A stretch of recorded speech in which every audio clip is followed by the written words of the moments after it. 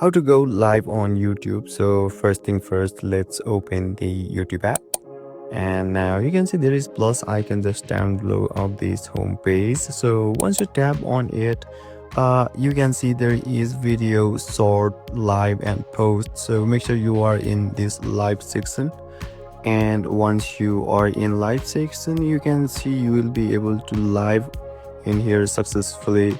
And you can also see there are lots of options at the right side. So once everything's done, simply tap on next, and you need to choose the audience from here. So let me choose no, it's not made for kid, and finally tap on go live, and yeah, you will be able to go live on YouTube successfully.